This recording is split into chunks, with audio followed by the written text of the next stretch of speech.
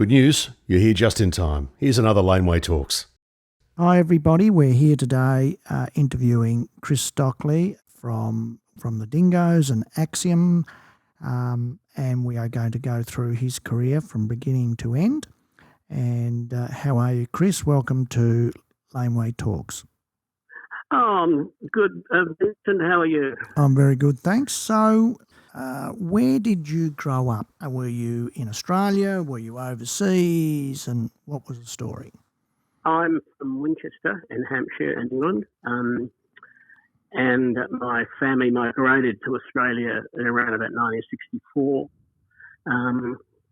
Not the best timing in the world at that time because England was going through just started the swinging London thing with the huge bands like the Beatles and the Stones, the Who, Small Faces, all that was happening, and I loved music so much. How old were you when you came over? 16. So you'd already learnt the guitar. You were playing the guitar, proficient. Oh no, not really. I didn't really play until I got here. And I'll tell you the story for that is that I was through like going back through history, like with Elvis, Little Richard, Chuck Berry, Eddie Cochran, those sort of guys. I discovered that rock and roll come from rhythm and blues, which come from the blues. So I discovered all the blues artists, like going back to Muddy Waters and through right back to Robert Johnson and those guys, and became a bit of a blues nut. And once again, the timing was kind of good because that was the driving force behind that English revival. It was mainly rhythm and blues that people, the Stones and the Beatles and those bands were covering. Would you consider Elvis Presley too? Getting into that or more poppy blues? Oh, no, look, Elvis was incredible because he just had the whole spectrum of it. He had the country thing, the gospel thing, the blues thing. He was, you can't overestimate the influence that guy had on the English bands and indeed American bands. But, he was just sensational. Yeah, so you get to Australia and you decide you're loving, music, and what do you decide? Do you want to pick up the guitar? This is what I want to do. I'm really loving this. Yeah. Well, when I got to Australia, I was very disappointed to find that there were no R&B clubs and there were no R&B bands either. It was a little bit behind at that stage, and I remember the dances that my aunt would take me to were called 60-40 dances, and it was like ballroom dancing, and maybe the band would play a couple of rock and roll songs and people could jive, but it was pretty sad. So, really. Well, hold on, let's just go, you're going to dances, but hold on, you're 16, right? Yeah. What was the drinking age here, 21? I think it might have been. 21. Yeah. I don't know what the drinking thing. I don't recall. You couldn't have got into a club, could you? So you were getting in underage, weren't you? Well, could be. I have no idea of the licensing rules at that stage, but I know you couldn't drink in a pub if you were 18 or something. But they used to take me to these clubs, and I wasn't very impressed with the music. Yeah. But that's what led me to get a guitar and start teaching myself mainly R&B stuff and some old rock and roll, and because there was nowhere to go and see these people that I used to like, I decided to create my own music. And for a couple of weeks, I worked at the Age, and I'm running into John Pugh, who went on to greater things. Yeah. And he and I formed a little duo. He taught me about Bob Dylan. I taught him about Howlin' Wolf and Muddy Waters and Robert Johnson. And we had a little duo, which was good. And then with the Stones starting to become big, we decided to follow that road and get the drums and bass, electric guitars and amps, and became the Roadrunners. I often, because, I'm a little bit younger than you, and I often think about those bands, let's call them mid-60s, and you're going, we've got our amps and whatever. But what was it like? You just had a couple of amps, no such thing as a PA system? So you just put your microphone through the amp? I mean, what was it? When we were rehearsing, we'd do something like that. But I know you could hire little tiny PAs. Yeah. And they were totally inadequate, but that's all there was, really. I guess in the venues, like Q Club, those big town halls, they would have had to have someone put in a somewhat bigger PA than what we were getting. But I must say they still were very, very small. Yeah, very primitive PAs too, weren't they? I mean, extremely primitive. Yeah. Like there'd be just 4 channels, like 4 vocals. Yeah. No one was miking up equipment in those days. That came later. Yeah. But so therefore, where do you go to from there? So you got the duet going, you're doing a bit of work there. What are you moving to next? We get the Roadrunners, 4-piece band, and then we discovered no one was really writing songs in those days. People were copying mainly the English bands of the day, and we noticed that every time we'd learn a couple of songs pinched from Chess Records, it would be on the next Stones album or the next Animals album or something like that. So we said, we've got to move on here. So we discovered soul music, and then we started pinching Hold 'Em Coming and Respect and, all Sam and Dave, Otis Redding, Wilson Pickett, Midnight Hour. Yeah.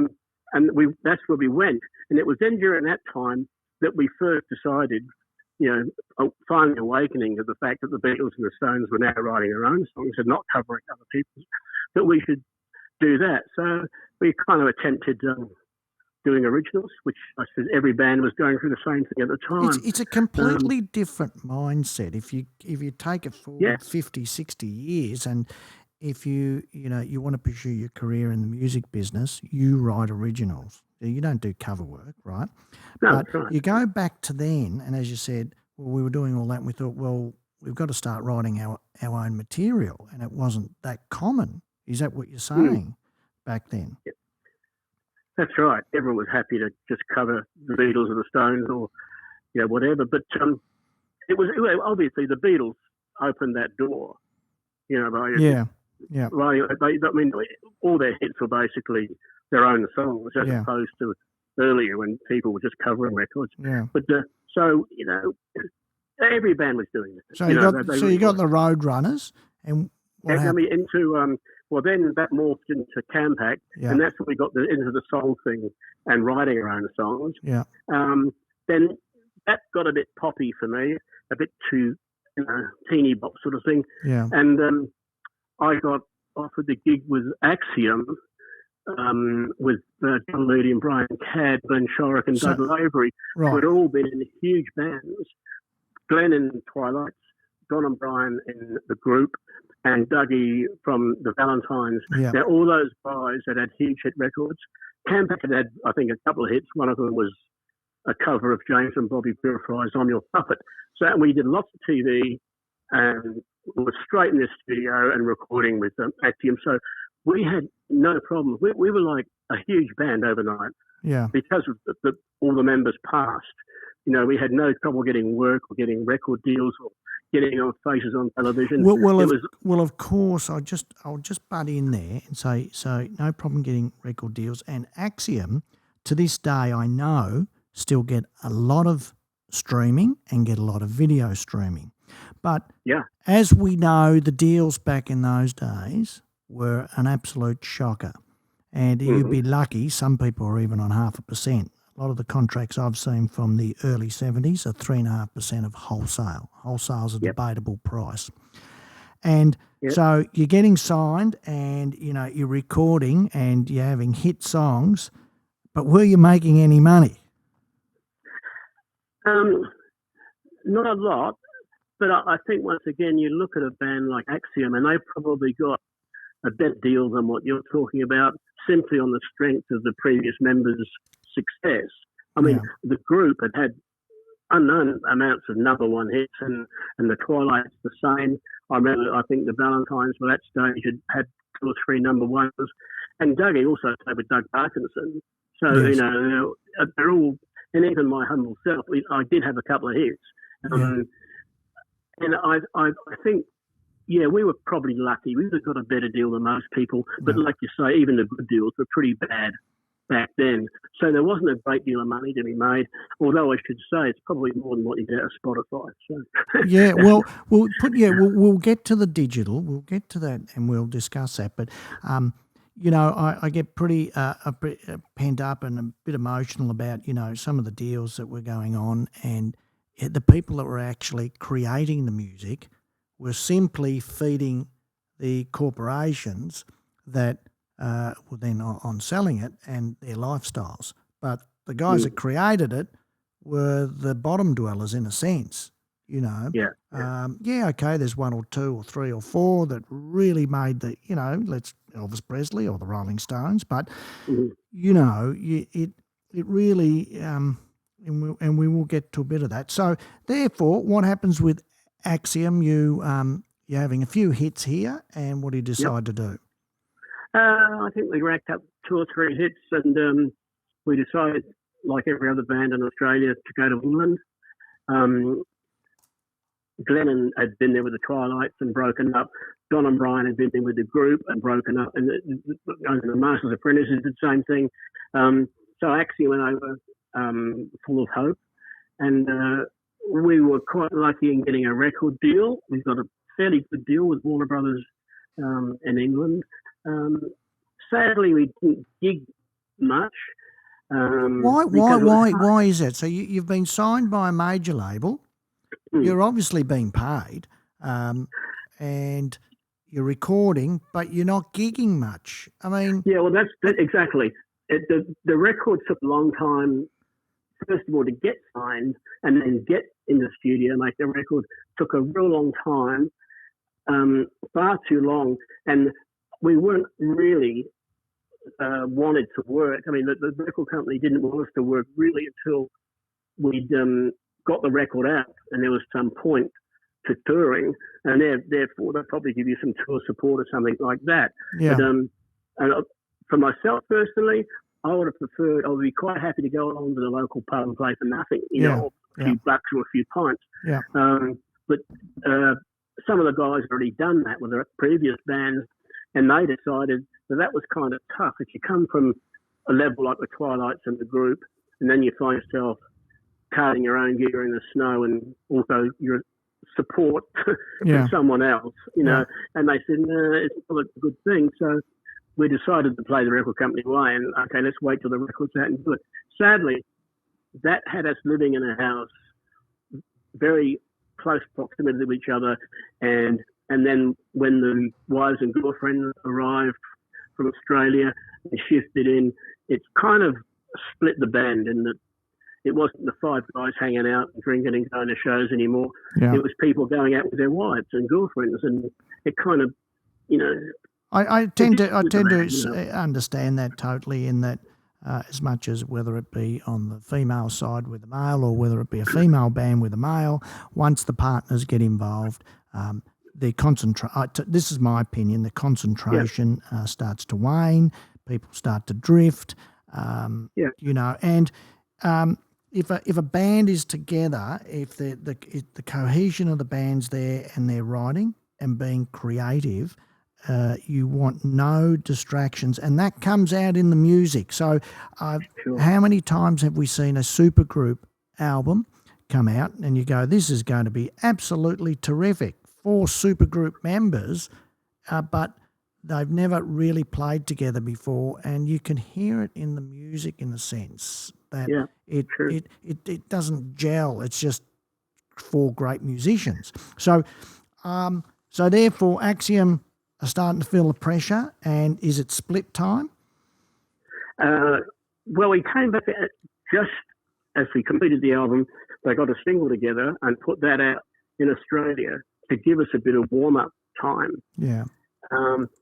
So we come back and did a tour right around Australia, and My Baby's Gone was the hit from that. And that got to the number 2 or 3 in the charts here. And then we went back to England to sort of follow it up. And I think the rot had set in, and we're all just basically sick of living in one house together and not doing anything much. The relationship burnout had essentially started to set in. Yeah, but that was the smart thing. When I went to America with the Dingoes, apart from we first moved over as a band, when we had our partners join us, we all had our own places. Yeah. And that kept the band together, because when the 5 guys are together, they're together. And when they're with their wives, they're with their wives and so on. But, that was much better thought out. But unfortunately, that was the end of Axiom. So then it goes on to the Dingoes, does it? Well, what was left of Axiom, the Dregs, we've got a gig on a boat, played our way back to Australia. And then we all went our separate ways. No one really did much of import at that particular time. Yeah. And then I was just, playing around in various bar bands. And so I got the call from Broderick. And Broderick and Karen I'd met back in the blues days of Chicago. Yeah. And they'd seen me play and I'd seen them play, and they said they're going to do this band. So I said, that sounds really good, because it's pretty hardcore R&B, blues and country music. Well, was Broderick quite pure pop. Was Broderick still in Carson or not? He was either still in it or just out of it. I'm not sure which. Yeah, gotcha. And Karen had just come from country radio, so yes, he already had a couple of hits under his belt. Yeah, but he'd written with Greg Quill, like Gypsy Queen and Winter Song. Yeah, Broderick had a hit with Carson, Boogie. Yeah, my history anyway. Yeah, but and that was kind of great, because I felt that's where I should have been in that band, because it was exactly the music I liked at the time. It's interesting that you classed it as what, blues and country and some rock. Whereas for me, as a punter, and the Dingoes were probably that first Dingoes album. Probably got played to death on my turntable, and I classed you simply as a really good country rock band with more Australian country than rock, and the rock just sat under the bed of the music and gave it that class act. That was for me. And it I didn't really bring the blues into it. It just had that Australiana country to it, but with a rock bass. But that's what you do. You don't sort of just go out and copy the stuff that you learned from. You incorporate it into the stuff you write. And the other thing I point out, a lot of people love that record, and what we all do. It's got all kinds of awards and this, that, and the other. It gave us a couple of hit records. But I was a bit disappointed in that fact that if you saw the Dingoes live, it was a really hard rock pub band. Yeah. And the country thing was like one facet. Yeah. But on that album, you get the idea that it was much more laid back, and it wasn't. It was actually quite a bloody heavy rock band. And but to this day, if you hear any Dingoes on the radio, it's usually way up west or Boy on the Run, which is all very well, but they weren't really typical of what we were doing at the time. I've got a better idea. If you ever got your hands on live at the station, which is like, wow, Well, if you look at Sydney Ladies, and that was yours. Sydney Ladies was one, wasn't it? Was that one? Yeah. Yeah. And if you listen to that, it's a rock. Essentially, what you said, it's a rock song, but for some reason, it's got a touch of country in it. I don't know how. I mean, I think basically the Dingoes established a new form of country rock music. I really do. I'd agree with that. And you set the standard. And I remember reading in Juke prior to you guys going to America, and I was an avid, I used to dream myself, about the music business, and I went through, I think, maybe 10 Australian acts and what to expect in the next 12 months. And the number one success story was going to be the Dingoes in America. And that was it. That was at the top. And I remember it really clearly. Who was going to make it in the next 12 months? The Dingoes in America. And I had no reason to not believe that, because by the time, I suppose, we get to the next level, the Dingoes were gone and they'd gone to America. And I went, wow. And then I think 5 Times the Sun came out. That was the second one, wasn't it?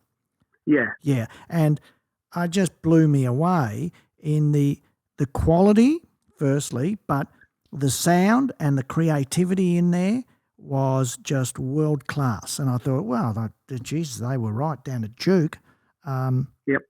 This was happening. But tell me the real story. We know the story about management and that, the Lynyrd Skynyrd thing and all that. Yep.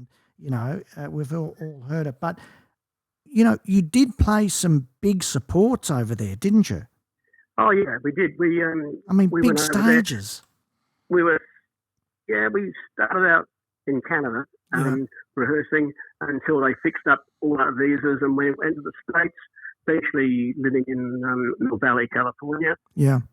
They made the record in San Francisco. Yeah. And then they started us on the road, like doing little gigs around the place in the backwater, nowhere where you're going to get known too much. Yeah. And then as we went on, the gigs got better and the supports we were doing got better. So we started playing the bigger crowds. It's all done very well. Yeah, but now this was with A&M, is that correct?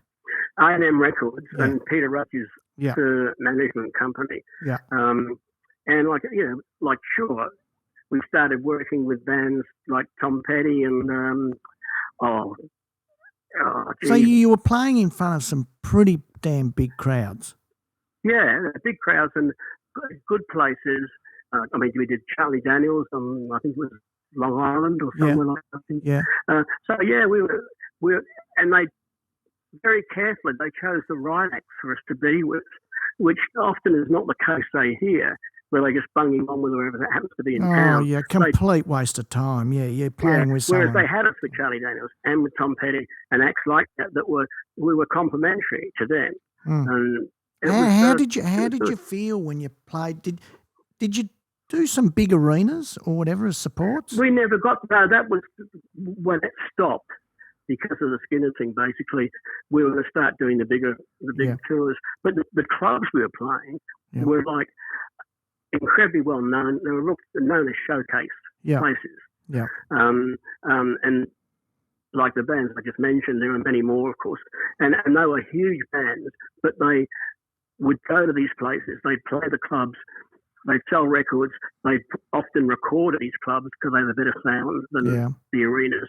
Yeah. So they were top. The places we played were the same as the top bands from England and America were playing. You would have been playing around the same time the Eagles were doing their first record too, correct? Yeah. Oh, the Eagles, when we were, just before we went to America, of course, the Eagles were huge. And I know road manager at the time would check his system with Desperado, which was a magnificent record at the time. But we got a bit fed up with it after a while. You walk into every gig we were going to do and there'd be Desperado playing. But that was a great record. Yeah. And when we got over there, of course, Hotel California had come out as well. And that was just massive. That was just huge. Yeah. Yeah. I definitely put you in that category. I mean, and I think if things could have been different, it would have been the Dingoes. There's no doubt. So we know that what happened with management and the death of a few members of Skynyrd and then was there a no point of any return in that? Well, management had gone. You couldn't get somebody else, or it just all fell apart. What happened? Well, the wind went out of it, obviously, because they'd lost main songwriters and players and singers, and with that wind along with Roger's main source of income, I would imagine. So there wasn't any money to spend on the Dingoes anymore. Yeah. And we sort of hung in, but it was fairly obvious that unless that record magically picked up and sold, we were going to be left behind, and that's essentially what happened. Yeah. I think the band started to crumble. There was an album done after I'd gone. So when did you? So 5 Times Sun's out, and then there was. Yep. I thought there was that third one which had some of the old songs on it and some new songs. Yeah. Orphans of the Storm. Yeah, it was kind of half-hearted in a sense, wasn't it? Because it wasn't all new. Yeah. Well, I sort of they used one of my songs on it, High Living, but I was gone by then. I went up to Toronto and joined up with Greg Quill, which is where I met Sam C, of course. Right. Yeah. Greg Quill from Country Radio. Correct. Yeah. But what had he been for people listening? Had he established a career over there as? He was doing gigs, and he was also working as a journalist, which is kind of stock in trade, And he was just working on getting a record deal, but it was it became a bit tough. He wasn't making much headway, and when you're in a place like Toronto, which is freezing bloody cold and wet, and you haven't got much money, can get you down.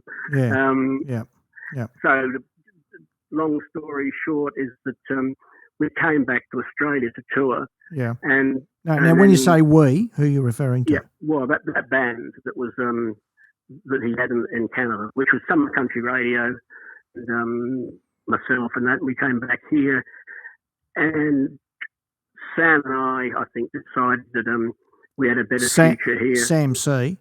Yeah, Sam C. Yeah. And also, once you get used to nice weather, it's hard to go back. I couldn't live in England again unless I had the money to go to the south of France every time I wanted to. And it's the same with Canada. It's just too damn cold. I don't like it. Yeah, gotcha. So you get back to Australia. So the Dingoes is essentially just about all gone. Yeah? That's it, yeah. And you're back here. So what do you decide to do? Did the usual thing, just hunted around for players, and eventually hit upon Quinn Mason, who wasn't doing much at the time. So we put together Stockley C. Mason with sensational band. Yeah. I mean, Dave Stewart and Jeff Rosenberg, and we went out, and once again we didn't have a lot of trouble getting work. We were doing pretty good, 5 gigs a week sort of thing. Yeah. And made a record, even made a promo film. That's right, which Laneway got out, which is up on our YouTube channel. And it's really, really worth a look, because the music that was recorded live is pretty damn good. I look back at that and think, it's pretty good. Absolutely. So then what happens? So you're playing around to Stockley C and Mason. Why no second record? I think it's one of those things you look back and think, well, maybe we were working so hard and non-stop, and I think we should have been able to take a bit of a break and recharge the batteries, but we just kept working endlessly. And I think in the end, Glenn sort of had enough of that, and he quit. And Sam and I struggled on for a while, and we tried some different singers, but it just didn't work. It wasn't the same. So we. Well, I think too the other thing that comes into it is that you're all starting to get on. You're not in your early 20s. Most people probably married by that stage, or very firmly in a relationship. You need money. And all these things intertwine, and you're in this creative industry where you've got to be creative and you've got to be a bit loose and whatever to be creative. Otherwise, it becomes formulaic, and, that's very far and few between. If that starts to was that the case too, that you were starting to get on and go, well, what am I doing? I need to get some money. I need to make some money. Yeah, the album unfortunately didn't yield a hit single, and it would have been probably the best thing if we could have, as I said, taken a few weeks off, even a month off, and gone away and say, okay, guys, we need a single. We've got to write a hit, and if we can't get one, we'll find someone who can. I'm not proud. Let's do it. We just need a hit to keep on going, and that wasn't happened. That didn't happen. So we just basically fell apart once again. And I think what happened after that was, I had a holiday band called the Rock Doctors with with the guys from mainly from the Falcons. Jeff? Who's the guitarist? Yeah, Jeff Burston. Jeff Burston first, and then Wayne. Wayne Burt. Wayne Burt. Wow. Of course, we had what's his name? Gary Young on drums. Gary on drums. Steve Williams on sax and harp. Yep. And of course, John Power on bass and huge vocals. Was he? He was the bald guy on bass. Yeah. Just sensational. Yeah, he was incredible. Wasn't it? I mean, so you got the Rock Doctors happening as that was your side band, was it? It was a holiday band, but then I think it was after Stockley C. Mason sort of folded. Yeah. I think maybe the Falcons had changed. Joe was probably off on another tangent, but whatever might have happened, the Rock Doctors went on to become like a really burning band, doing 4 or 5 a week, and that once again, I was back to playing R&B and country again. It was great. I loved it. We put out just like an EP type thing, which was really good. Great stuff. So where to from there? Okay, with the Rock Doctors, I think once again, you get stuck in that grind of doing 4 or 5 gigs a week, and very often it's the same gigs or every couple of weeks, and it just wears you down after a while. And then the band sort of crumbled, and everyone went their own way and started doing bits and pieces. Yeah. So I didn't have anything much after that until I got a call from Jim Barnes and went up and played with his first solo band when he quit Chisel. Oh yes, yeah. So this would be 80, maybe 83, 84? Early 80s, I couldn't tell you exactly what year. I mean, I was at Mushroom in 84, and the first album had just come out, probably 6 months prior, and so that was being toured. So, you're probably right, maybe, 82, 83, 83, I would think. And so you're doing the Jimmy Barnes thing, because I think Mal Eastick he came in too, didn't he? Mal was playing guitar. Yep, and then what happens from there? Well, that went on for quite a while, but Jimmy, was always experimenting and changing players. Yeah. I mean, so my time come to an end. Yeah. And just what happened after that? Gee, well, when did Hard Road start? That's more the mid-90s? Okay. Yeah. I think Blue Healers. That's a good record too. Oh, yeah. Look, it was a great band. A little bit ahead of its time. Yeah. We were playing like pretty raucous country music, and at that stage, Tamworth was still pretty straight. Yeah. And I think that worked against us a bit, and also the fact that we weren't part of the Tamworth clique. Well, would the Dingoes have ever clicked in Tamworth? We should have. But I think what happened with the Dingoes is we nicked overseas. Yeah. When our time came. Oh, well, they've taken control of Way Out West, that's for sure. It's become a number one record twice. So we got the Blue Healers. Now, who was the singer in the Blue Healers? Leslie Averill. Right. Yes. Again, who had her own career going. Yeah. Yes, right. And the reason I liked her voice so much for this was that she's got more of a soul voice than a country voice. Yeah, exactly. And it really suited what we were doing, because we were looking at, once again, it was a rock country band rather than a country rock band. It was a rock band that used sort of country influences. Yeah. And then Hard Road was a similar thing. Well, Hard Road. Now, I want everybody listening, if you get a chance, to have a listen to Hard Road. And while we're here, I'm looking it up on Spotify, right, Chris? Because it doesn't come up under Chris Stockley because it's not called Chris Stockley. It's actually Hard Road. The Journeyman, or just Journey Town. Journey Town was the album now. For anybody listening, that is, and it doesn't get a lot of spins, it is one of the best records you will listen to. It is just fantastic. I mean, put aside that a lot of people used to say that it was a John Cougar Mellencamp band or whatever, and it does sound a lot like that style, but this is Australian and it's original.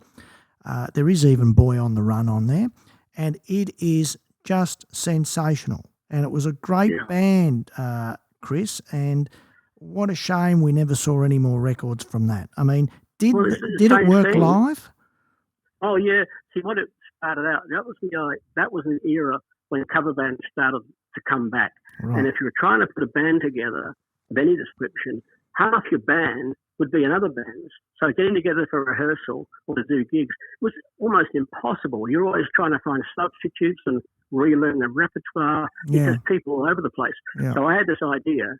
I said, what if you get the cover band and we make the original band exactly the same people, and we'll go out and do the John Mellencamp thing, and the money we get from that we'll put into our own recording as Hard Road of Country is what it was called initially. And that was the concept, and it was working. And Hard Road did get to do Tamworth a few times, and we were starting to crack it. I eventually quit because I had business problems on the other end of it. Won't go into that, but and I'd had enough of the road again, of course. Yeah. But it was really good, and I look back fondly on that record. I think it was really a good record. And once again, I think it may be a little bit ahead of its time. It was a bit too rock and roll for the country crowd. Oh, definitely, yeah. This was American. This is an American record. An American record. Yeah, I agree. And great vocalists, Danny and Gary are just sensational. Yeah, no, this is for anybody. Do yourself a favour and have a listen to that. Hard Road, Journeytown.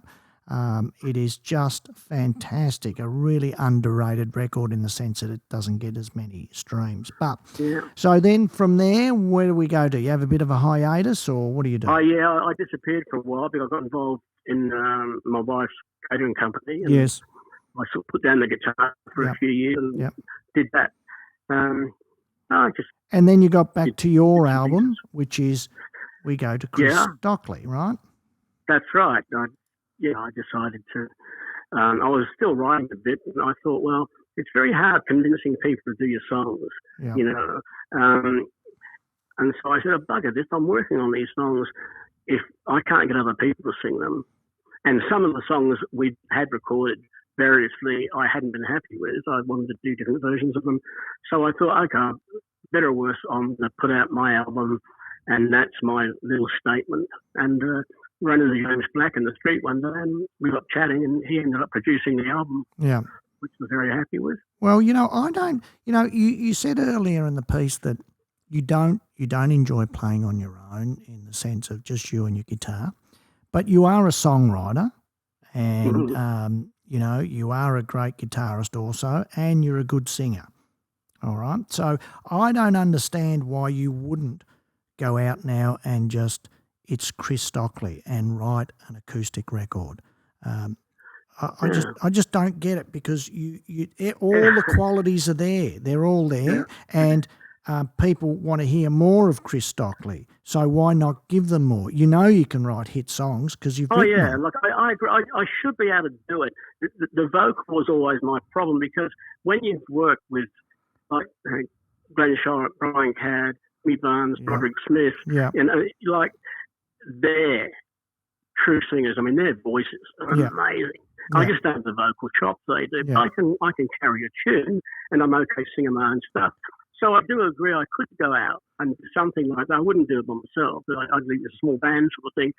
And but I'm not talking about live too. I'm saying about releases. So writing so people can get a depth of Chris Stockley, and there's material coming out all the time. The concept in this new digital world, and I know they say streaming doesn't pay, but Laneway Music is strictly a streaming company.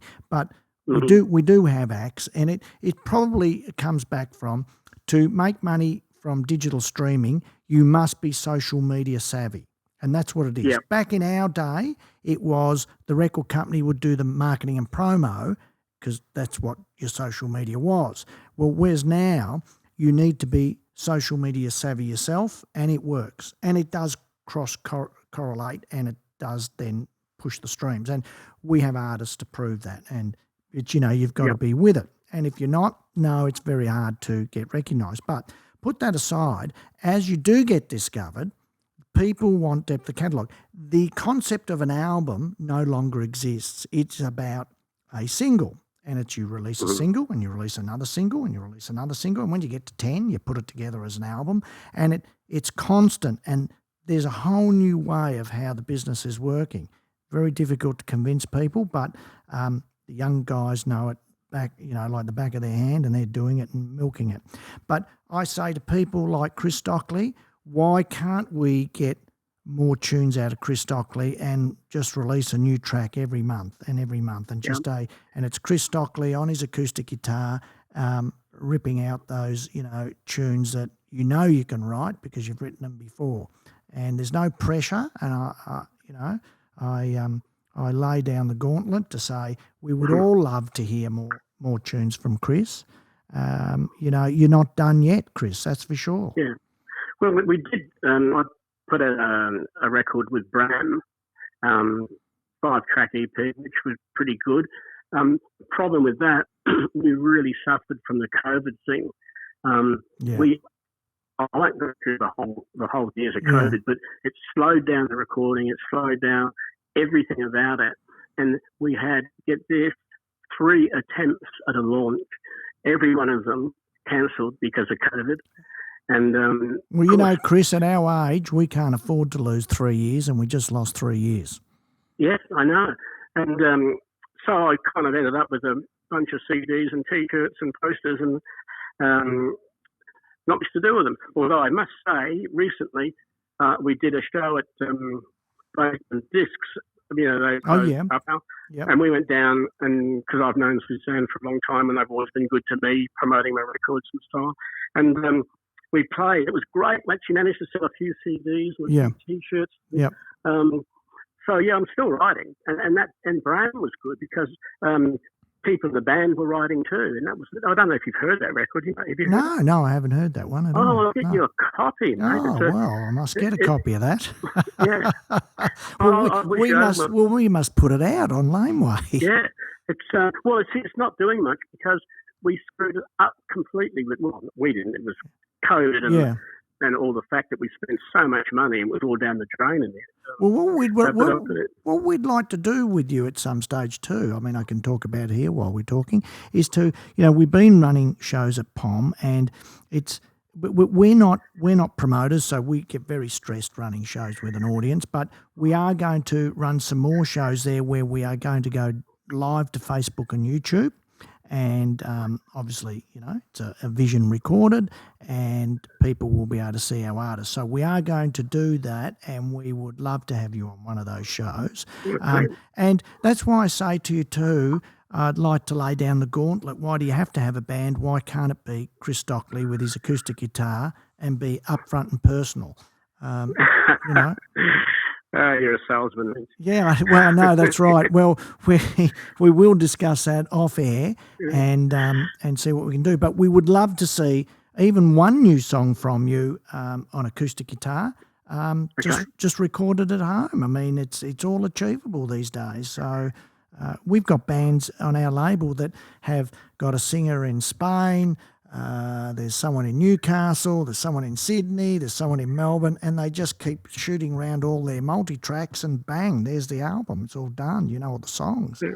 So everything's achievable, but we would love to hear some new music from you. So we lay down the gauntlet, okay? Okay. You got it. All right. Well, it's been great talking to you, Chris, and hopefully everybody's enjoyed getting a bit of history from Chris Stockley, and I'll use from Axiom and the Dingoes, the two biggest bands, and you know, and making a mark on the Australian music landscape. And I think you've got to be proud about what you've done, and we love your music. Okay. Okay, and you must. I'll definitely get you a copy of that EP. It's really good. It's called "Dancing on the Heads of Snakes." Oh, fantastic! Well, we'll be looking forward to it. When you get it, have a listen to the lyrics, and you'll see. I'm still writing songs, and I think you'll like them on there. Fantastic. Well, thanks very much for being on Laneway Talks, Chris, and we will talk to you again soon. And there it is, another Laneway Talks. If you enjoyed that, there's more. Just search Laneway Talks for more great conversations.